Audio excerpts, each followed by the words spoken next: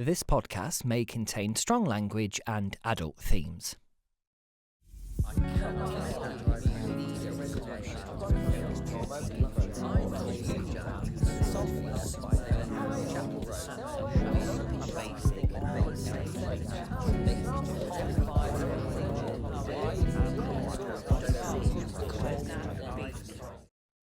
It's me, I'm back, and so are you. Welcome to another episode of Voice Notes from Connor, with me, Connor, the podcast where I'll be listening to old voice memos and notes from my past self and responding as my present self, with some guests along the way. And we do have a guest today. Ben is back. So in this episode, we've got 2 voice notes from my past self, and we have 1 from Ben. In episode 2, Ben did a voice note about how kind of nerdy or geeky subcultures have become a bit more popular, or they're not as judged as they used to be. So I'm quite intrigued what he's got to say this time round. So, yeah, let's do it.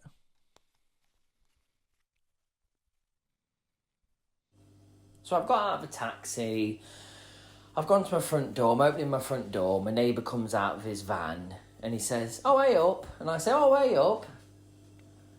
He says, "How are you?" I said, "Oh, I'm good, thanks." I said, "Oh, how are you?" He says, "Yeah, good." I say, "Oh, good." Then go into my house and that's it. Is there anything more British than that? Oh, God, yeah, right. Yeah, I remember this, actually. So as I think I said in episode 1 that I'd recorded a lot of voice notes, found older voice notes, recorded some, particularly for this podcast over a matter of months.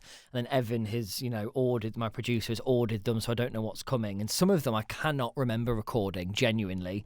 And I said to him, I was like, I can't remember what's going to, what I've done and what's going to feature in future episodes. But this one I do remember recording because it was, oh God, so awkward. Like my neighbour, so I shouldn't really talk too much about my neighbours just in case they listen to this. And and I don't actually know them too well, but I have new neighbours. My neighbours before were, and I don't actually care if they're listening or watching this podcast because my neighbours before were a nightmare. I couldn't stand them. They couldn't stand me. It's another case of being judged by someone else, as I talked about in episode 3, but I really could not give a shit, to be honest, what they think about me. I won't go into it too much, but they weren't very nice neighbours. We had we were cordial. Cordial, is that the right word? I feel like it is. Anyway, we were polite to each other. But at other parts, she was just a horror show, to be honest. Horrible girl, as Kim Woodburn once said on Celebrity Big Brother. But my new neighbours are really nice. They're such nice people. I keep thinking to myself, shall I go and ask them for a drink? Like, should I go round and say, should we share a bottle of Prosecco? Should we, have some drinks, get to know each other? And then the introverted side of me just takes over. And it's not that I'll be judged by them or whatever. I don't care about that. It's just like quite hard to break that barrier. And again, I shouldn't talk about them too much. Anyway, it's just some of the stuff I hear. They're really good parents. It's the summer now, so they've got like doors open and stuff, and they are really nice people. But every time I interact with them, it's like, "Oh, hi, how are you?" "Yeah, good." Like I said in that voice, like, "Good, thanks." "Oh, good, yeah, good." Shut the door, go in, and I'm like, why did I just do that? Why couldn't I just have a flowing conversation that wasn't awkward? And I think a lot of people in our culture do struggle with small talk. Like, how many people actually enjoy small talk? And that, like, oh God, can you believe the weather? And, say if you've had a break at work and you come back, actually saying, I was going to say, like, how's your break? Some people I care about and some people I don't, let's be honest. So for some people, it's small talk. Other people, it's deep talk because I actually want to know. I mention it a lot, so might get that in the comments. No, I'm neurodivergent if you didn't know, but I think that is a thing with neurodivergent people as well. Even more, you get loads of people commenting like, "Yeah, well, it's neurotypical people as well." I know, but small talk can be particularly difficult, and the segues between things can be quite difficult as well. I find that if I see someone out that I've not seen in a long time, or particularly like a student or an ex-student, it's like I'm like in my head, I'm like, no, quick, gather your social script. "Hi, how are you?" "Yes, good, thank you." How's your holiday going?" "Yeah, it's good, thanks." And then because they're young, say if it is a student, they're quite young, they're quite awkward, and I'm there like, the autistic, so I said before about, being ADHD, the autistic side of me wants to just go, yeah, done then, see ya, walk off. So literally, yeah, great, oh, glad you're having a good time, bang, gone. I do enjoy a walk and leave. I don't know if you've tried that one. So like when you're talking to someone and you edge toward the door and you're like, yeah, oh God, yeah, I love that soup as well. That soup's so good. Yeah, and you're out the door and you're gone. Because it's like, thank God that small talk is over and I've just been able to like naturally get out of this situation, because sometimes being stuck in the small talk situation is difficult.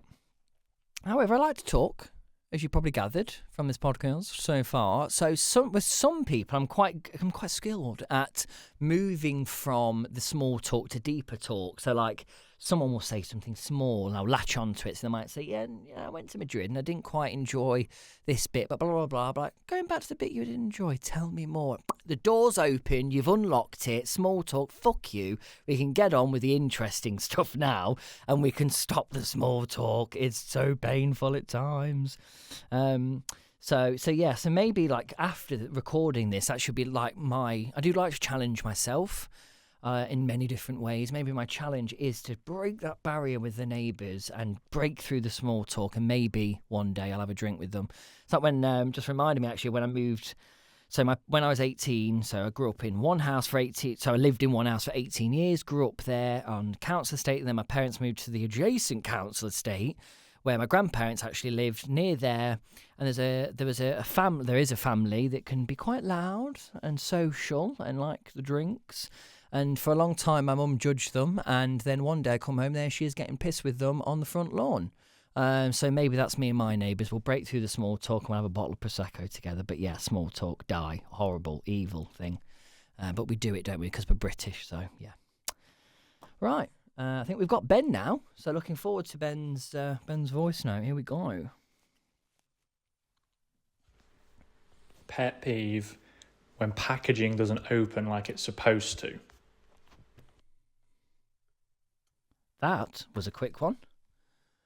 I should mention, the red strip that's on like packaging. Okay. That doesn't open. Okay. Yes. Okay. Yeah. So, oh God. I mean, I'm not going to talk about this one for long. Let's see if I can squeeze 10 minutes out of how packaging doesn't open properly. I mean, if anyone was going to, it's me really. I've babbled on, make some kind of weird conceptual or symbolic link between culture and things not opening properly, but oh God, it is a pet peeve. It's so annoying.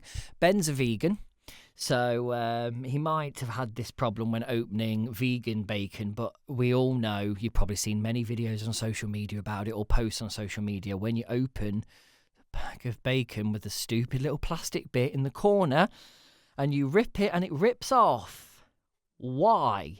Absolutely why? Now, let's go on a tirade against capitalism here, right? Because that's what it's all about, isn't it? See, I can make some kind of link here. I can make it deeper than it needs to be all the time. Because they're clearly just using something cheaper. Because every time I go to M&S, every time I go to somewhere a bit nicer than, say, some of the other supermarkets, you can guess what I'm talking about, is it opens nicely. And I feel like, oh my God, I should just pay an extra £3 for this bacon just for the pleasure of, the packaging is open on them to get a knife, get scissors, cut into it. It's very, very annoying. What else doesn't packets of biscuits, when they don't open properly with the red strip and you're trying to open it, and then you do open it and they all fall out, and you're just like, I mean, these are first world problems. Some absolute atrocious things are happening across the globe right now, and here's me talking about how packaging doesn't open properly, but it is very annoying, and I get the rage so quickly. I get technological rage very quickly. So if a phone, a laptop, whatever, some kind of technology doesn't work correctly straight away, I'm fuming. How dare you fucking do what you're supposed to do straight away? So if I go on a laptop and it doesn't connect to the screen, my students laugh because honestly I'm there and I'm like, why isn't this coming on? And it's literally 10 seconds. I'm so impatient, but I'm like, just do it. It's so annoying. And it's the same thing with things like opening packaging. When things, you're trying to open a bottle of Prosecco. I mentioned Prosecco earlier. You can't get it to open. You're like, why have you done this to us? It's so infuriating. So I get the rage quite often. So try, episode 3 was all about mindfulness and better psychological well-being. So I do try and calm my nervous system these days by not getting rage, but I think we can all agree it's really fucking annoying. So yeah. Well, thank you for that short thought from Ben there. We're going to conclude this episode with one more voice note from my past self. So take it away, Evan. I'm absolutely sick to death of watching reality TV programmes where all the contestants, or most of the contestants, keep saying that people are playing games. People are not really being themselves. People are making friends with people to give them some kind of clout, or that they're making friends with people so they can win the game or climb the ladder or whatever.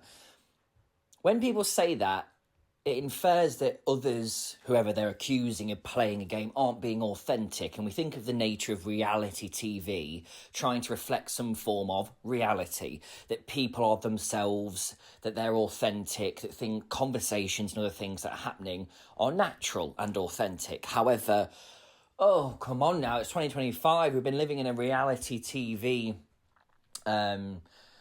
what shall I say? We've had reality TV basically now for ages. We know that there's a level of construction, how it's edited, etc. It's not really going to reflect reality.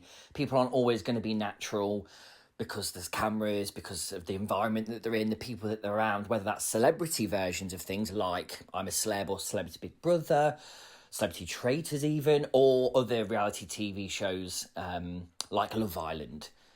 It's so annoying. Like, why are you so bothered about if someone is playing a game? Is that because you feel you're authentic and they're not?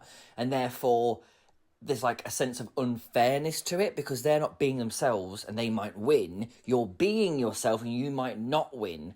I'm watching Celebrity Big Brother at the moment, and Ella from, I was going to say Love Island then. It's not. That's Chris from Love Island.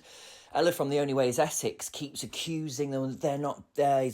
Chris is having a friendship with Jojo just to win. They're playing a game. I just want to go in there and say, just shut your fucking mouth. You're so boring. There's nothing to you. That's all you've got to say. Okay, so that's another very angry voice note from me there. I was clearly pissed off, and you can tell when that, well, you should know, or be able to guess, when that was recorded, when Celebrity Big Brother was on. We had the whole Jojo Siwa, Chris Hughes thing, all that kind of drama.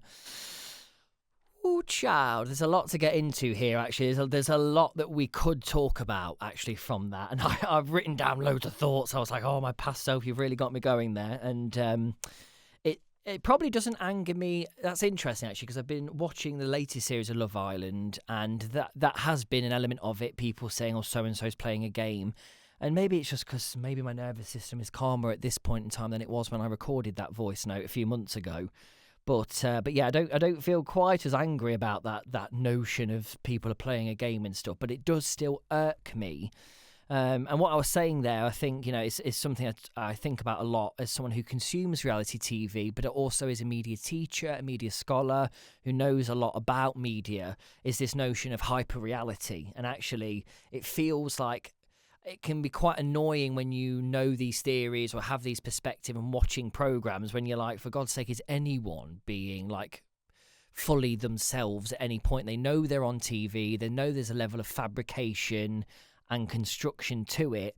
I think it's just such a pointless thing. Unless you know someone, like you go into Big Brother or Love Island, you actually know that person, you've spent loads of time with them and they're being really different, then you could say they're playing a game, they're being inauthentic. But if not, what kind of authority do you have to keep going on about someone playing a game, being inauthentic? So, you think of like a lot of reality TV, particularly ones like Love Island, that deal with these people who are considered really attractive and have that cultural cachet and capital of like this amazing body and being good looking and all these kind of things, even though most of them are fucking arseholes. So actually when their personalities are revealed, it kind of goes the other way. Is this like this notion of hyper reality that nowadays, well, actually for quite a long time, things feel real, but they're not, and sometimes it feels more real than actual reality. So I'm not going to go into loads of postmodern theory here, because this is where people go, right, I'm ducking out of this episode, and I'll try my best to make it quite accessible for people. But it's been quite a big, like a popular postmodern theory started by Jean Baudrillard, a French philosopher and theorist, a few decades ago, talking about this idea that like media presents us things like when we watch the news, when we watch reality programs, even films, etc. Everything is constructed in some way, yet it feels real. There's like a reality to it, even though it's not necessarily always real what we're being presented with, especially in the case of fictional narratives and fictional media. But then it becomes like more real. So like when you go on someone's Instagram and you see all these amazing photos, it makes you think of Bo Burnham's White Woman's Instagram from Inside, which Ben showed me recently on Netflix, which I thought, oh, what a fantastic special that is on Netflix. So go and watch that if you've not watched it. Bo Burnham filmed that in lockdown all by himself. It's got music, comedy, it's brilliant.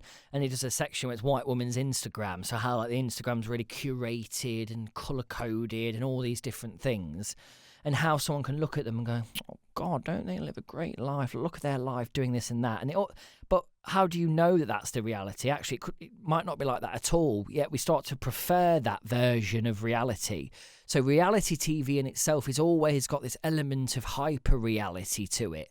And I think then that makes us question what's authentic, what isn't authentic. How can we ever know what's authentic or not? But when people go on the games I always think it's like someone doesn't like someone else, and maybe they don't have a clear-cut reason as to why they don't like them. You might have friends or family members that do this actually, where they have someone in their life that I just don't like so and so. Then you get them to explain, and they come out with loads of bullshit reasons. It feels like that on a lot of reality TV. So they're playing a game. They're just playing a game. Basically, you don't like them. You think that there's something wrong with them, and now you're like framing it in this way where it feels like a good enough excuse to kind of be horrible to someone or be negative about someone, that I've come on here and I'm me. Like I've just been me this whole time, and they're playing a game and they're getting one over on me by not being themselves. And I just sit there and I think, well, firstly, we have the luxury, I suppose, of seeing different perspectives. Reality TV shows, it's a whole day cut down into an hour, heavily mediated, heavily edited. But of course, we might be able to see conversations in the garden when that person who's saying they're playing a game are not with them. So we get that kind of privilege to see. So that's why it can be frustrating sometimes, because you're sitting there and you're thinking, well, they're not, and you're just being a complete arsehole about it. One thing I've noticed as well, actually, which is kind of going slightly off topic in some reality TV these days, is the notion of being disrespected. So-and-so is disrespectful toward me. I mean, we could go down the rabbit hole of what is respect. Should people just give you respect? Should you earn respect? All those kind of things. But I think it kind of links to my point about people saying, oh, they're playing a game. Basically, you don't like them, and now you're trying to wrap it in this acceptable criticism of them. Is also, I've noticed, particularly on the latest series of Love Island, and if you're listening further in the future, that would be summer of 2025, is when people are upset. So someone's done something that's upset them. Maybe the person they're seeing for 3 days has gone and spoke to somebody else, and then they're not happy about it, and they feel a bit rejected. You've disrespected me. I'm disrespected. I'm not happy. I'm not, oh, no, I'm not upset. I just feel disrespected. And it's like, again, another form of, rather than just being vulnerable, rather than just being myself and saying exactly how I feel about someone, so it's acceptable, I'll filter it through the lens of respect. You've disrespected me. And especially in a show like that where you're like, well, you've literally known each other for 3 days. No one's locked in, exclusive, or whatever the language that they like to use, standing on business, which is really starting to do my fucking head in when people constantly say stand on business. Oh, God, don't start me off on that one as well. That's slightly thrown me off now, my annoyance of stand on business. But yeah, so people are kind of wrapping it in this, like, you've just upset me, like I feel a bit rejected and stuff. And rather than saying, you could have given me a heads up speaking to them and I feel a bit upset about it, you've disrespected me. Now we've got a bigger problem. And I think men do that. All genders do it. In the case of Love Island, both gender, no one identifies outside of the man-woman binary in that show. In this series anyway, so like a lot of so the women do it as well as the men, but seems to be more of a man thing to do, because a lot of men unfortunately don't want to show their feelings, so they'll wrap it in, you've disrespected me, that there was some form of like Like, respect was there, was it? It's been a few days. And then secondly, now I won't say what I feel. I just feel disrespected.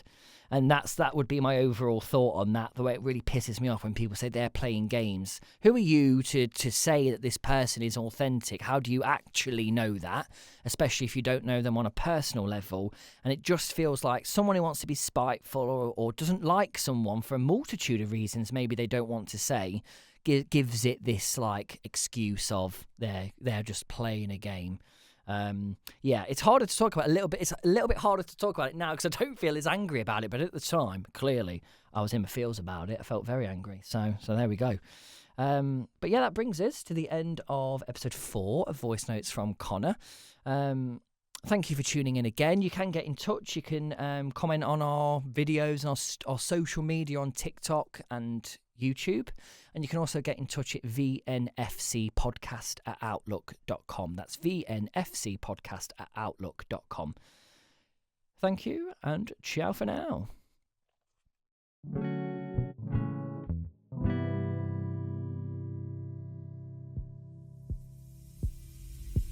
You've been listening to Voice Notes from Connor. Created, hosted, and starring me, Connor Winterton. Produced and edited by Evan Greaves. If you'd like to get in touch, you can message us on TikTok and YouTube. And if you'd like to get in touch via email, our email address is vnfcpodcast@outlook.com. You can send us any feedback, any thoughts on the episodes, as well as your own voice notes that might make it into future episodes or future series. So that was vnfcpodcast@outlook.com. Thank you very much.